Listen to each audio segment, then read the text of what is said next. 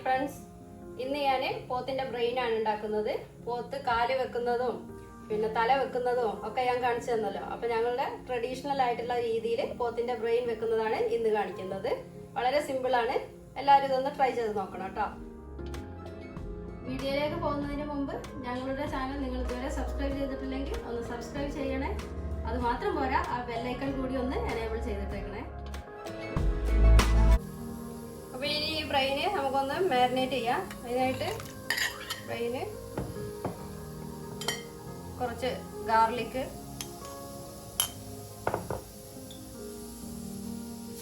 മല്ലിപ്പൊടി ഒരു ടീസ്പൂൺ എടുത്തോളൂ. ഇത് പച്ച മല്ലിയാണ് എടുക്കുകയാണെങ്കിൽ കുറച്ചുകൂടി ടേസ്റ്റ് ഉണ്ടാവും. ഇനി പച്ചമല്ലി ഇല്ലെങ്കിൽ വറുത്ത മല്ലിപ്പൊടി ഒരു ടീസ്പൂൺ ഇട്ട് കൊടുക്കാം. കുറച്ച് കുരുമുളക് പൊടി,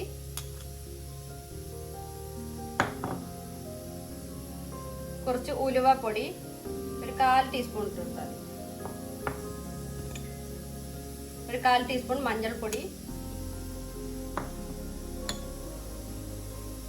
ഒരു 1/2 ടീസ്പൂൺ ചെറിയ ജീരകം പൊടിച്ചത്, പിന്നെ വേണ്ടത് ആവശ്യത്തിന് ഉപ്പ്.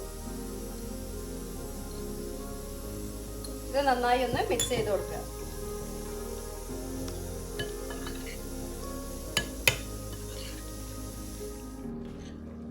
ഇത് നമുക്ക് ഈ ബ്രെയിൻ ഒന്ന് വേവിച്ചെടുക്കാം. അതിനായിട്ട് ഞാനൊരു മൺചട്ടി തന്നെ എടുത്തിട്ടുണ്ട്. അതിലേക്ക് ഇട്ട് കൊടുത്ത് ഒരു ഇച്ചിരി വെള്ളം വേണേൽ ചേർത്ത് കൊടുക്കുക. എന്നിട്ട് ഇതൊന്ന് വേവിച്ചെടുക്കണം. വേവിച്ച് കഴിഞ്ഞിട്ടാണ് ബാക്കി പരിപാടി കേട്ടോ. മൺചട്ടി അല്ല ഇരുമ്പിൻ്റെ ചട്ടിയൊക്കെയാണ് ഇങ്ങനെ മീൻ, ഇറച്ചിക്കറി ഇതൊക്കെ വെച്ചാൽ ടേസ്റ്റ്, നല്ല ടേസ്റ്റ്. കുക്കറിലൊക്കെ വെച്ചിട്ടുണ്ടെങ്കിൽ ശരിക്കും ഇറച്ചിയിലൊന്നും മസാല പിടിക്കാത്തത് പോലെ ഉണ്ടാവും.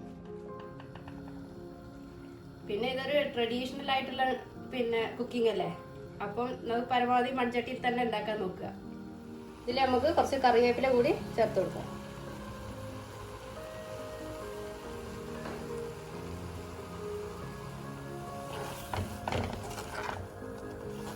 ഇടയ്ക്കൊന്ന് ഇളക്കി കൊടുക്കണം, ചട്ടിയിൽ പിടിക്കാതെ നോക്കണം കേട്ടോ.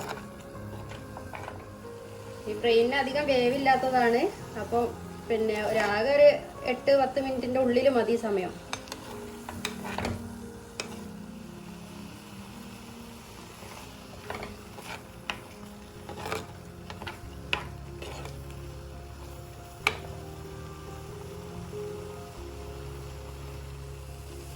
ഇപ്പൊ ഇന്നത്തെ വെള്ളമൊക്കെ വറ്റിയിട്ടുണ്ട്, കണ്ടില്ലേ? ഇതുപോലെ ആയി കഴിയുമ്പോൾ ഇതിലേക്ക് കുറച്ച് വെളിച്ചെണ്ണ ഒഴിച്ചു കൊടുക്കുക.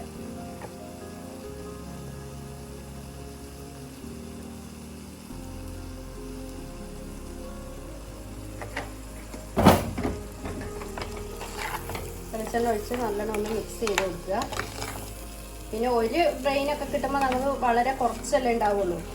അപ്പോൾ അത് ഇങ്ങനെ ആക്കി എടുക്കുമ്പോൾ നമ്മൾ കുറച്ചായതുകൊണ്ട് നിങ്ങൾക്ക് വേണമെങ്കിൽ ഒരു മുട്ട പൊട്ടിച്ചൊഴിച്ചെടുക്കുക ഇതിലേക്ക്. അപ്പം ഞാനിവിടെ എന്തായാലും ഒരു മുട്ട പൊട്ടിച്ചൊഴിക്കുന്നുണ്ട്. അപ്പം ഞാനിതിലേക്ക് ഒരു മുട്ട കൂടി പൊട്ടിച്ചൊഴിക്കുന്നുണ്ട്. നന്നായിട്ട് ഇളക്കി കൊടുക്കുക. ഇപ്പോൾ നല്ലൊരു കുറച്ച് ഇങ്ങനെ ഈ ബ്രെയിനിൻ്റെ മാത്രം ടേസ്റ്റ് ആകുമ്പോൾ ചിലർക്ക് അതിൻ്റെ ടേസ്റ്റ് പിടിക്കൂല. അപ്പോൾ ഈ മുട്ടയൊക്കെ പൊട്ടിച്ചൊഴിക്കുമ്പോൾ അതിൻ്റെ ഫ്ലേവറും കൂടി ഇറങ്ങുമ്പോൾ ഒരു നല്ല ടേസ്റ്റാണ്. ഇപ്പം തന്നെ നല്ല മണം വരുന്നുണ്ട്.